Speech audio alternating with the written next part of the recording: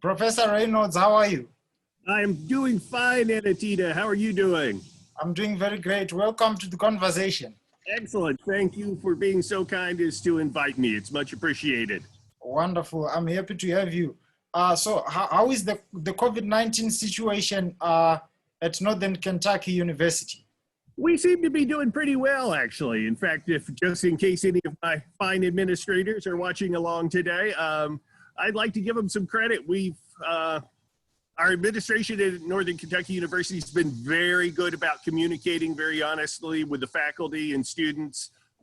It's been a very open conversation. We've been given the opportunity to provide a lot of feedback on what we felt was safe and what we thought was the best path forward.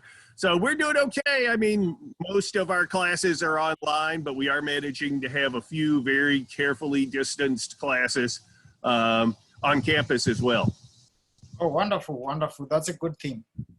What I'm happy about is that many of these universities and colleges are now finding a way to try and live with the pandemic, other than what the situation was in the past, where there were just lockdowns and there wasn't a comprehensive plan to look into how issues were going to be responded to. I'm happy to have you, particularly for this episode, to discuss your book, Sovereignty and Struggle, Africa and Africans in the Era of the Cold War. I do have a couple of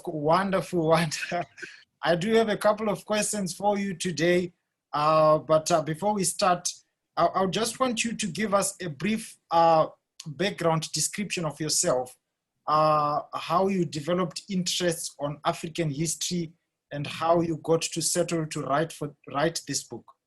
Oh, okay. Well, I'll try and keep that brief because that's a long story in part because I'm getting old. But, I think I came to African history not on purpose. I was a hopeless generalist as an undergraduate. I went to university in the early 1980s when it was much less expensive. And I had the advantage of having educators for parents. So I also got a discount on my college education at the University of Tennessee, Knoxville. And so I had the freedom to just explore any classes I wanted to take, really for the first 3 years as an undergraduate without ever having to choose a major. And that is not a luxury most students have today. But what happened to me was, in the early 80s, also at a state university like the University of Tennessee, there was still a fairly large general education curriculum that required you to take a lot of humanities. So my freshman year, I was required to take what was called a Western civilization class. And I had Western civilization already in high school. Mm-hmm. Now, the class was taught better than my high school classes in many ways. It was much more intellectually aggressive, but it was the same stuff that I had studied in high school. And when I finished the Western Civ class, I had to take an American history class, which was once again the same stuff I had already taken in high school. And I remember actually making a conscious decision when I finished that American history class with Susan Becker, who was a great professor, by the way. But I said, that's it. I'm never taking another European or American history class. I took a survey of East Asian history with Yin-Ping Hao, who was a fabulous professor. And then I did a survey of Latin American history with someone whose name I don't remember. And it was really good too. And then I did a survey of African history with Cynthia Fleming, who was just fabulous. She was one of my undergraduate mentors. And African history completely blew my mind because even growing up in what was sort of a lefty academic household, I still had never learned anything about African history. And to be completely honest with you and anybody else out there who cares to hear the story, when I signed up for that African history class and when I went into it the first day, I was not actually expecting African history. Mm-hmm. I was actually expecting something which I would now identify more as anthropology. I expected to learn about fascinating cultural, things and religion and culture. And instead I got history, right? I got population migrations, I got technological innovations, I got the rise and fall of states and empires. And I often describe that class was like getting hit in the head with an intellectual bat. I just had to completely reshape my whole model of world history to not just put Africa in, but reconfigure everything I thought I knew about world history. And so, speed the story up here. So when I finished my undergraduate degree, and by this time I decided I wanted to go on in history, although I also did majors in anthropology and ancient Mediterranean civilizations. But I decided to go into African history because I wanted to be able to shake up people's world in the same way my own world had been shaken up. Mm-hmm. Mm-hmm. So I was fortunate enough to be admitted to Boston University on scholarship, which was also another beautiful thing from those days. And I wanted to focus on Ghana initially because I'd done my undergraduate honors thesis on Ghanaian history. But I was on a FLAS fellowship, so I was being paid to go to grad school as long as I studied an African language. And at Boston University, the West African languages that were available to me at that time were either Bamana or Hausa. So Twi was not offered. Mm-hmm. So I chose Hausa and became a Nigerianist. So I did my initial research on Islam and politics in northern Nigeria. And finally, to get back to the core of your question and how I came to this,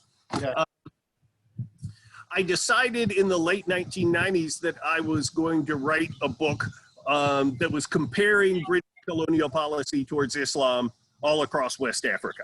Mm-hmm. And so having done a lot of research in Nigeria, I decided I was going to go to Ghana next and do research there. And the upshot was I realized that project was bigger than I could handle at the time. That I was absolutely positively going to have to go to the Sudan, which was not possible then and still not very tenable now, as well as going to the Gambia and so many other places. But while I was there in Ghana doing research for the project that never happened, I fell absolutely in love with Ghanaian popular culture and the history of decolonization and early independence in Ghana. And that's when a lot of the material for sovereignty and struggle was collected. So it was a very productive research trip, even if I didn't follow through on the research I had planned for that trip. Mm-hmm. Oh, I see. Wonderful. What an excellent journey. That's the advantage of not having a dissertation committee anymore. If I changed my mind on what I was going to write, it was okay. Oh, yeah, I see.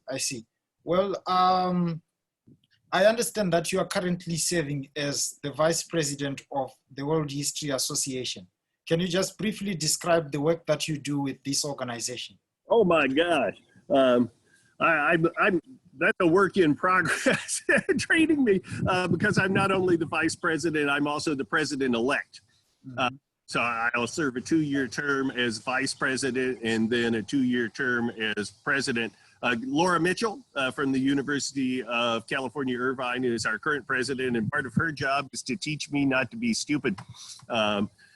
But the real challenge for the WHA this year has been the impact of the pandemic. So we had to cancel our conference that was scheduled for July of this past year. It was going to be held in Salt Lake City. And so we've been scrambling to sort of still be an active organization that is working to spread love and understanding through the world by improving people's understanding of world history. But by doing that online, we've had a series of online workshops entitled Under the Baobab that have covered a number of world historical topics. We've got one coming up very soon, which is Maritime History as World History. I think that's coming up September 21st. Everybody should sign on and join us for that. It's going to be fabulous. But, you know, I'm not much of an administrator. One reason why I became a professor was so I didn't have to worry about things like scheduling and budgeting and finances. But now I'm having to learn all those things for the World History Association.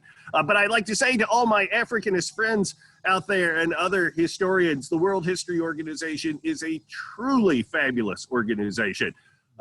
It's incredibly welcoming and collegial, and plus about half of our members are secondary school teachers. So if you've ever said, why don't people teach my stuff in high school? You know, why doesn't this kind of work that, you know, university professors research not get into high schools? If you want to make that connection, join the World History Association, because there are thousands of high school teachers of world history who are very interested to learn about your work and share it with the next generation of students.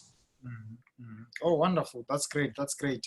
I understand that this particular book that we are discussing is part of a series that is meant, that is aimed at students, and in particular, the African World History series. And I've noticed that it has received quite some impressive reviews and lofty praise from the academic community. I was looking at a review that was written by Professor Presby of the University of Detroit, Mercy. And he wrote a very impressive description about this book, in particular with its connection to the students, saying that it makes a deep, complex subject accessible and understandable to beginning and intermediate students. How has it been received? I'm sure that you are using this for teaching purposes, and many other people in the academia are using it for teaching purposes, including myself. I just recently assigned this book. How has it been received by the student community? Well, you know, it's hard for me to be completely sure how students receive it, because I have used it in class. In fact, I'm using it in a class right now too. I'm teaching a class on Africa since World War II this semester. But you know, you have to be careful with students, because they will kind of suck up to you when they know you wrote the source. So my students tell me it's wonderful, but I take that with a grain of salt. So Editina, if I could turn this question back on you. Yeah. If your students responded to Sovereignty and Struggle? Oh, wonderful. It has been quite impressive, because the reason why we are having this interview is because of that. It is because of that effect. So it explains itself. It explains how it has been received. So I told myself that I'm going to talk to the author of this book, and he's going to clarify so many things about it. And I'm happy to have you. So can you give us a brief synopsis of your book and its major themes? Oh, okay. Well, if I can back up just a little too. One, I got to give a shout out to Trevor Getz, who's the editor of the series, the New African Histories, as he calls it here. I wouldn't have written this book if it hadn't been for Trevor Getz. He contacted me, I think it was around 2010, and asked me to write this particular title. Didn't give me the title, but he said he needed a book on Africa 1945 to 1994.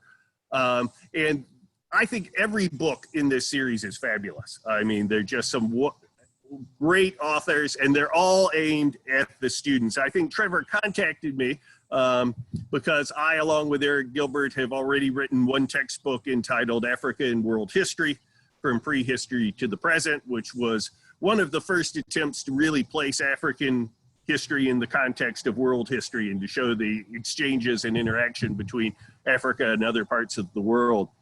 But so when Trevor contacted me and asked me to write the book, I initially turned him down because I had, I think, 2 other books I was working on at that time, and my kids were a lot smaller. than they are now. So there was a lot more parenting on my plate. But Trevor, he talked me into it by basically telling me I could do anything I wanted with the book. And I'm pretty sure I asked, or I told him that if I was going to write the book, I had to be able to make it funky. That I wanted it to be fun. And I've always been a believer, that history's fun. African history is fun. And in fact, one of the things I wanted to do with this book is show how much positive stuff there has been in African history since World War II. There's a lot of, African history that gets written that's, not very positive. It doesn't have a lot of fun or happy stuff in it. And so that was one of the things I wanted to achieve with this. So quickly, the synopsis is, I hope, is communicated by the title, and then sovereignty and struggle. And sovereignty is, all my students, if any of my students are watching, they know that sovereignty is one of Dr. Reynolds' very favorite words because it's such a complicated word. Sovereignty means different things to different people. It means different things in different contexts. We can talk about a sovereign nation as being a nation that is independent, that's in charge of its own economic, political, and cultural destiny and affairs, but that also applies to individuals too. An individual can be sovereign in terms of choosing to live where they want to live. They can be sovereign in terms of choosing the career they want to pursue. They can be sovereign in terms of choosing the person they get to love or marry.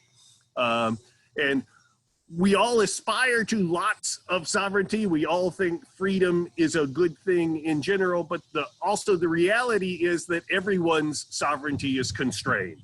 We can't all make all the choices we want at any given time. I can't get on the interstate and choose to go 150 miles an hour without serious repercussions. So that takes us to the second part of the title, was that sovereignty is hard. Either as an individual or as a nation, and especially in the context of decolonization, in the context of the Cold War, getting independence was a success. And again, that's one of the great successes. That's one of the really good things about African history after World War II, is this expansion of sovereignty. But sovereignty is hard, running a country and bettering the lives of the people who live in that country is hard. And even countries that really, really want to do it, that have all the best intentions, find it's a very difficult thing to deliver. So that's the main synopsis, although I'll share with you, by the way, Anotita, that when I was sitting down drinking coffee, my coffee, and mulling over your questions this morning, I realized that there was actually a third theme in this book that runs all the way through it that I hadn't even completely realized I had put there until this morning. And that is sort of engaging the idea of what the nation means in the African context. Nations are very weird critters, but I think the African nation is developed in many ways differently, and perhaps in some ways better than the nation has developed elsewhere. So I hope that comes out in the course of the book too. Oh, wonderful, wonderful. That's great. So what were your sources for this book, and how long did it take you to complete a draft? I'm not really completely sure. I remember how long it took. I think I signed the contract maybe in 2011, and it came out maybe in 2014. So it was pretty quick, I guess you could say. But the sources, again, what I think really makes the book special were the unusual sources, like newspaper advertisements. Again, I drew so much. I tried to give the book a common thread by containing material on Ghana in every chapter, to sort of use Ghana as the case study that the rest of the book's about, although I also talk about Tanzania and Algeria and South Africa a fair bit in the book as well. But so the material from Ghana, which much of which is our newspaper advertisements. So I get a big shout out to Karen Barber for making pop culture in Africa a real source of historical focus. Timothy Burke also, what's the title of Timothy's brilliant book? Life Boy Men and Lux Girls, which is a great book on the sort of creation of an African consumer culture. But the other thing also was popular music. I'm a music guy, by the way. In fact, I'm wearing a music themed shirt for us today. Nice, nice. That's a Fela Kuti reference, sort of there. Oyibo, don't teach me nonsense. But so that was part of, my demand for Trevor to let me make the book funky, was I wanted to have a chapter about music and popular culture. So which I believe starts out with references to Don Williams. Any Don Williams fans in your family? Oh, yeah, sure. Of course. Of course. Yeah. I mean, he has more fans in Zimbabwe than he does in the United States now. That's very true. But to be able to talk about, Rai and soul music in Tanzania, and then be able to talk about, psychedelic rock and roll and Afrobeat in Nigeria and Ghana, that's just a treat to kind of have permission to write about things like that. Mm-hmm, mm-hmm. Oh, yeah, I see. Well, let's look at let's look at the methodology of your book. As I was going through it, I noticed that in pages 83 and 84, you explain that the new African history has led to a sea change in historical methodology, shifting focus away from area studies which seek contrasts between regions to an emphasis on continuity and connection among people. Can you briefly explain how and why this change occurred? Okay, well, that's a two-stage process, really.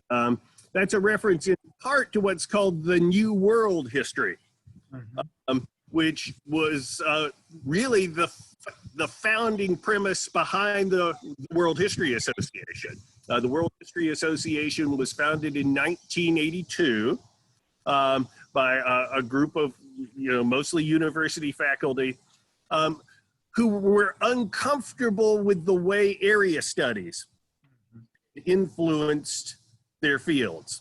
And so a little context for anybody out there who's not born of area studies the way I was, for example. Area studies first started in 1922 with the founding of the Latin American Studies Association at UCLA. And the goal of the Latin American Studies Association was to prove that there had been history in the Americas, specifically Central and Latin America, before Europeans showed up. And so it was a counter to the old people without history, all world history is white history sort of notion that was so dominant in the early 20th century. And the area studies model was a great idea in some ways, and it spreads to where we have the Middle Eastern Studies Association, we have the Asian Studies Association, and in 1954, we have the African Studies Association.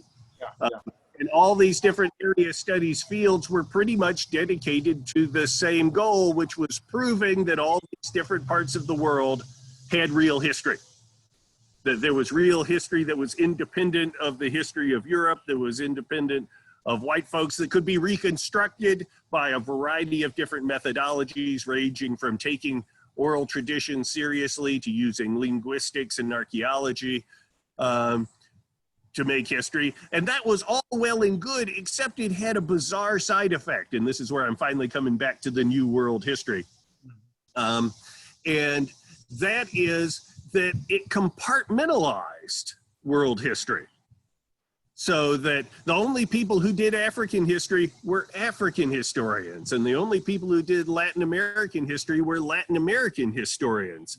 And this is actually reproduced in the actual sort of academic geography of university campuses. Now, I'm sure this is true at the University of Massachusetts Amherst, there's a building where the Africanists work. And somewhere in a different part of campus, or maybe on a different floor of a building, there's a place where the Asian historians work. Yeah. Right? And so we're compartmentalized. And the result is that nobody studies anybody else's history in detail. I mean, back, if I had been a graduate student at Boston University, studying African history, and if I had been seen sitting there reading the Journal of the Southeast Asian Studies Association, if one of my graduate faculty had seen me doing that, I'm sure they would have given me the professorial look and said, Yeah. have you already completed reading everything that has been written about African history? Yeah. If so, then maybe it's time to read Southeast Asian history. But otherwise, go back to the Journal of African History and the Journal of African International Historical Studies and finish those first. And the outcome of this was that by the 1970s and 1980s, when area studies had really established itself as the paradigm for how we organize knowledge, if you pick up a world history textbook from the 1970s or 1980s, it's what I call the Meanwhile in School of World History. You will have a chapter that will say Europe 1000 to 1500. And the next chapter is going to be Asia 1000 to 1500. The next chapter might be the Middle East 1000 to 1500. And then probably there's one chapter that's Africa and the Americas 1000 to 1500. But each one of those histories is presented as distinct and different, and a sort of spin-off of the area studies paradigm was that the scholars in those areas were trained to think of their areas as unique, different from all those other areas. And so all the way back, now I'm finally coming back to 1982 with the founding of the New World History and the World History Association. These historians who came together, many of whom, interestingly enough, were Africanists, said that they wanted to create a version of world history that focused more on what people had in common and to focus on the things that connected people rather than the things that separated people. And a great example of how this was a sea change, literally, was that our understanding of oceans was transformed. In that old area models version of world history, oceans separate places. Yeah. African history is different from European or Asian or American history because there are oceans between Africa and those places. And so they're separate. So everything that happens on that shape we call Africa is uniquely African, and those things that happen in Europe are uniquely European. Yeah. But world historians said, wait, once you get to a certain point in world history, oceans connect far more than they separate. It's easier to cross the Indian Ocean than it is to cross the continent of Africa. So maybe people who live around the border of the Indian Ocean are actually closer to each other than people who are on the coast of Vietnam are to people in the interior of China or something like that. So that was the goal that the World History Association set out. And I must say, going back, it's another shameless plug, when Eric Gilbert and I decided to put together African world history, we were taking that new world history paradigm of connectedness and applying it to Africa. We wanted to show how Africa was not isolated from the rest of the world, but was part and parcel of the sort of grand narratives that make world history world history. Exactly. Agriculture did not start in Mesopotamia and spread to Africa, I mean, or anywhere else in the world. Agriculture, human beings all over the world developed their own sedentary agricultures, right? They developed their own crops and cultivars and such. And interestingly enough, when African world history first came out, we got a lot of pushback from African historians. A number of people, I remember one reviewer of the first draft saying that we were a throwback to the worst scholarship of the early 20th century. Oh my God. I think now, and I'm finally coming back to your mention of the new African history. And again, the series here is Oxford New African Histories. And that this series, under the tutelage of Trevor Getz, is yet another attempt to show just how connected Africa is to the rest of the world, and how African histories are world histories as well. I mean, Kosei Kwanadu's book on Atlantic Africa, for example, which is one of the books in the series. I should get the title. Transatlantic Africa, I believe, is the title he uses for it. And Trevor Getz has his own book in the series as well, which is Cosmopolitan Africa, focusing on Africa in the early Atlantic world. Oh, yeah, I see. Thank you. Thank you very much for that response. I came to the realization that the idea of sovereignty is at the center of the discourse that you write about, particularly in this series. How do you conceptualize and perceive the idea of African sovereignty? You know, I was afraid you'd answer that. I'm not completely sure. I mean, again, because sovereignty is such a tricky concept. But at least in the context of this book, it's in reclaiming something that has been denied. You know, sovereignty is not new to Africa or any part of the world. People have always either been sovereign or aspired to greater sovereignty.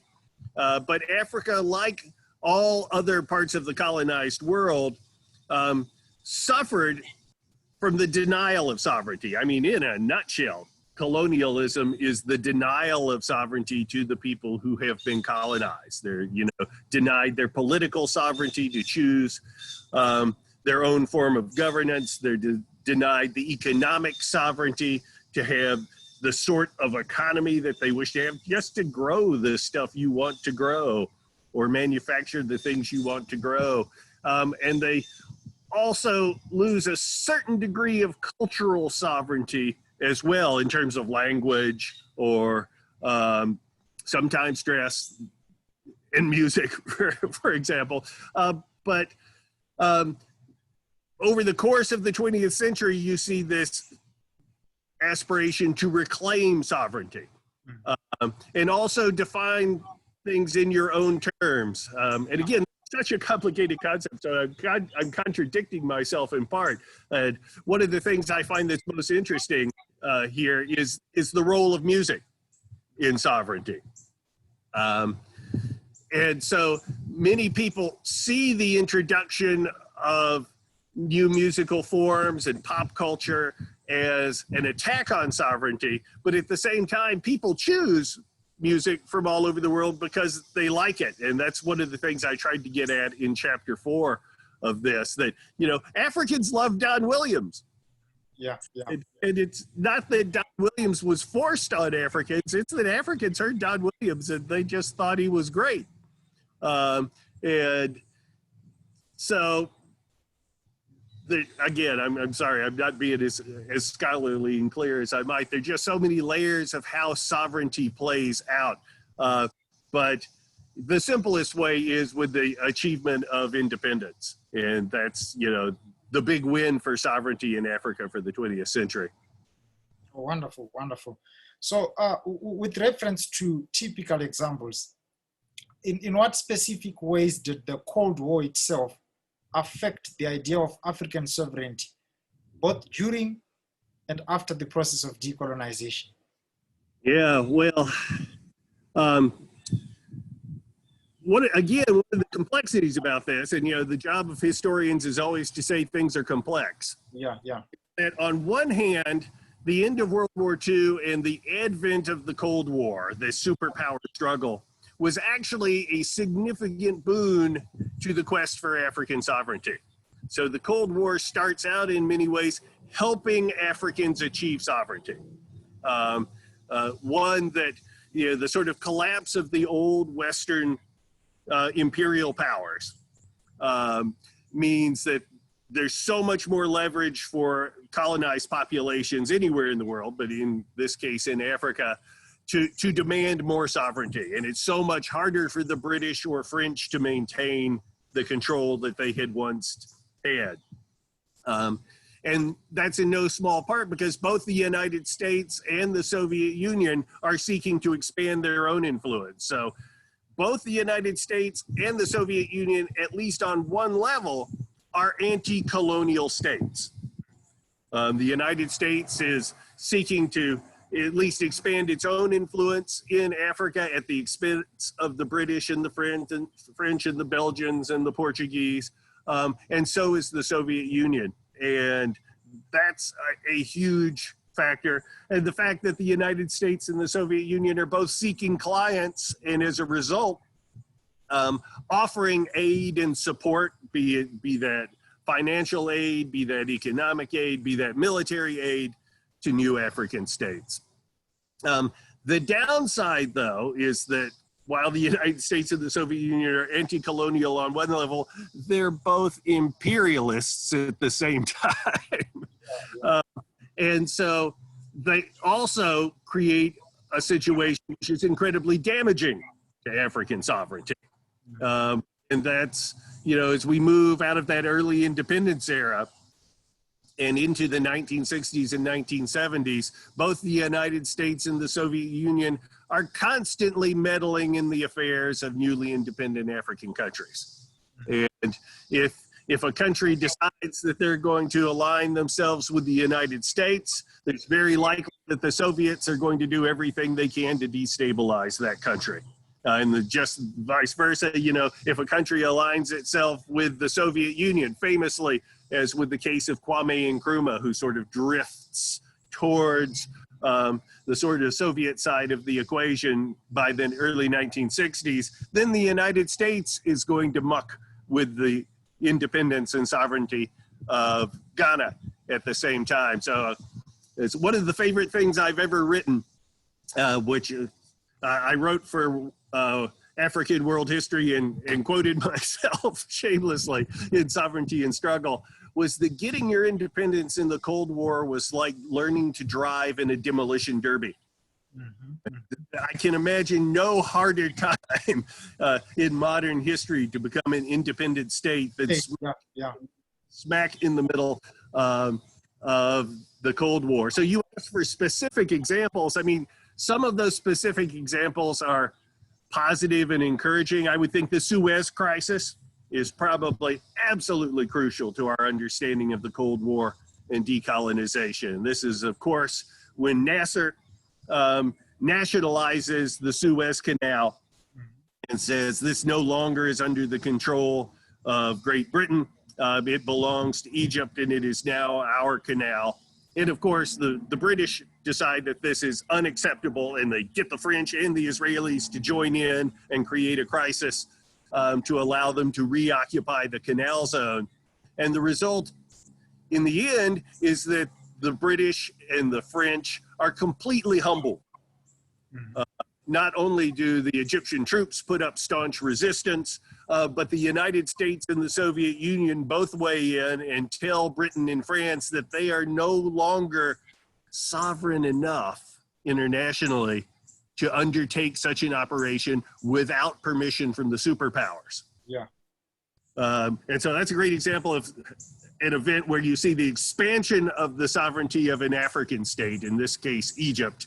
You see the shrinking of the sovereignty of Britain and France, and as well as the growing and often nefarious influence of the superpowers. But, the Suez Crisis and the victory of Egypt in declaring its sovereignty over the Suez Canal and its independence as a nation, that was just a lightning bolt for the rest of the world.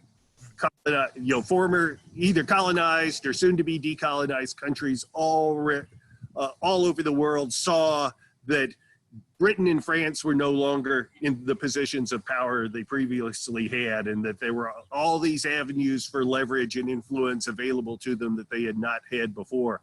But, there's so many examples like this. Dien Bien Phu, which is, of course, happening at almost exactly the same time. Where the the Vietnamese, with Soviet and briefly Chinese support, are able to completely humble the French, and force a French withdrawal from Vietnam. That's another lightning bolt at this time. There's so many others. Holy cow! I mean, the Cuban Revolution is fundamental and of huge influence at this time, and also the Algerian Revolution, which is, of course, an incredibly brutal and bloody liberation struggle, which is, once again, plays out with strong Cold War connections, particularly from support for the Algerian liberation movement from the Soviet Union. But the fact that the Algerians are able to force the French to relinquish their hold on Algeria, these are things that everybody in the world is paying attention to. And, again, these struggles reverberate through formerly colonized populations all around the world. And they also send a signal to industrialized countries that, populations can break free of colonial occupation and oppression through force of arms if they are not allowed to do so through peaceful pressure and agitation. Wonderful. Thank you very much for that response. I'm happy that you bring out the idea that the experiences and the developments in Africa at this point were interconnected with what was happening in other continents, which constitute what we do call world history. In other words, saying that African history itself is also part of world Absolutely. history. And the West, it ain't world history unless it's got African history in it. Exactly. Wonderful. So what would you say about international developments? What was the impact of international developments like the civil rights movement in the United States and the end of the Second World War to propelling this decolonization movement in Africa? Yeah, over the years of teaching about both movements in world history classes, I'm also, for example, this semester teaching a 20th century world history class. And as a result of also writing about it in various books and such, I've come to decide they are all actually the same movement. Yeah, yeah. Again, this is a great example of how we tend as historians to compartmentalize things. Mm-hmm, mm-hmm. In the United States, it's just the civil rights movement. And it's taught as if it's something that is utterly unique to the United States and happens as a result of a pushback against racism only in the United States. But really, the period after World War II is a period of what I call liberation movements. And decolonization is a liberation movement. Mm-hmm.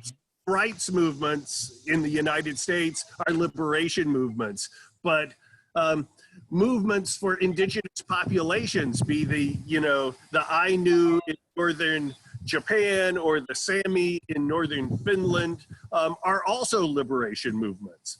Native American movements in the United States are liberation movements.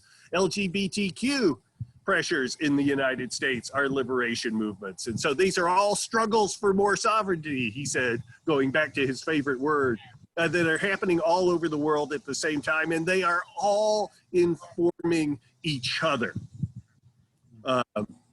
And so, the example, though, of the civil rights movement in the United States and decolonization in Africa, there's just so much synergy there. There's so much interaction. I have to give a shout out here, for example, to a student of mine from several years ago, Matt Wallen. He's a good enough student that I remember his name 8 years later. But Matt Wallen wrote a paper for me, actually in the first time I taught the draft of this book. He wrote a paper, which I remember his name, but maybe not the name of the paper. It was Transatlantic Currents. I got it. Intellectual Cross Currents of the Black Atlantic. where he looked at the exchange of correspondence and visits between African nationalists, many of whom lived in the United States for a period, of course. Nnamdi Azikiwe from Nigeria lived in the U.S., and Kwame Nkrumah lived for a time in the United States and experienced the early awakening of the civil rights movement.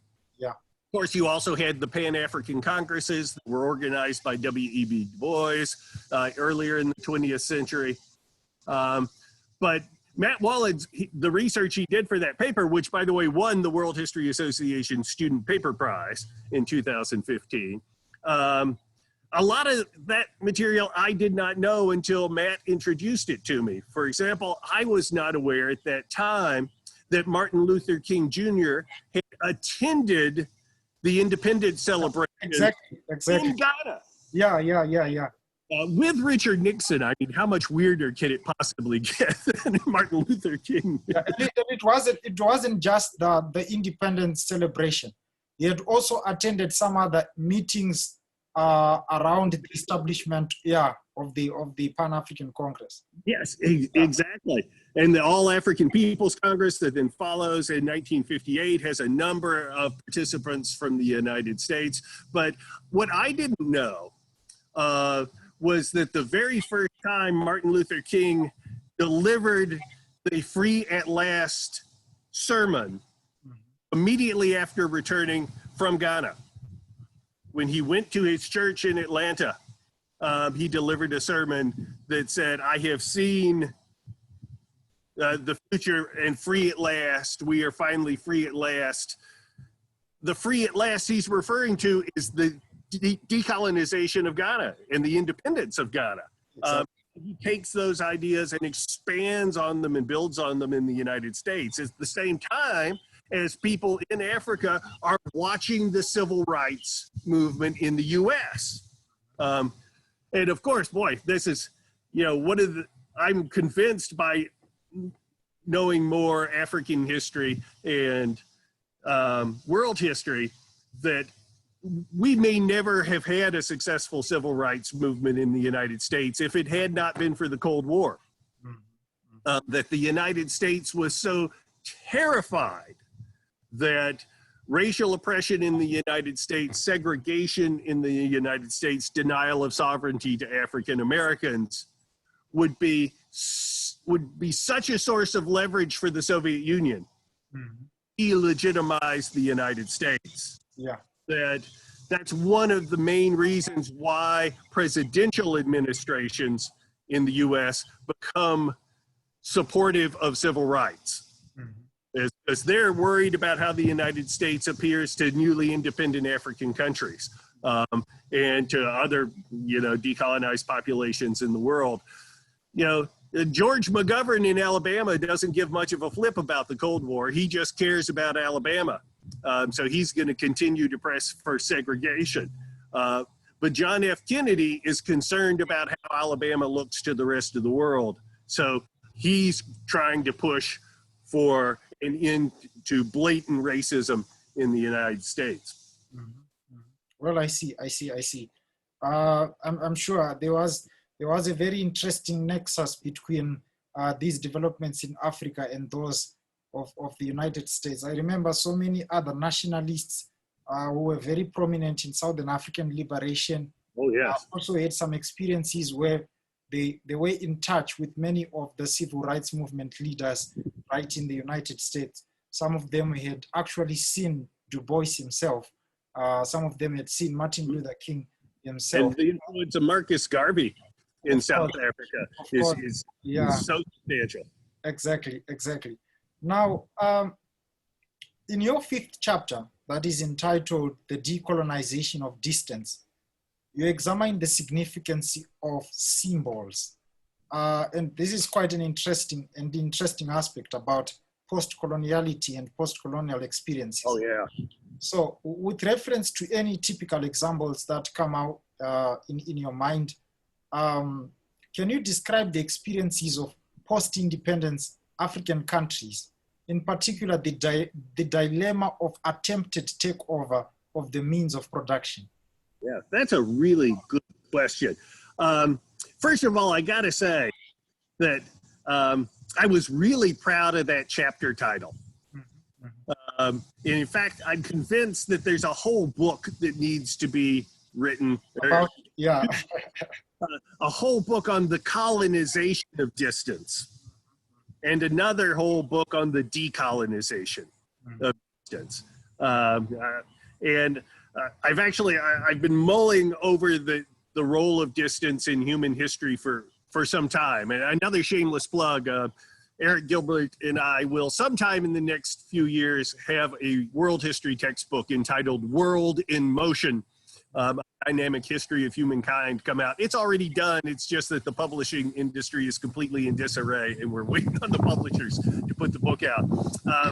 But in working on chapter 5 here, which involves so much about motor transport and Ghana's investment in Ghana Airways, a lot of my ideas about distance and the relationship between distance and sovereignty first started to come together.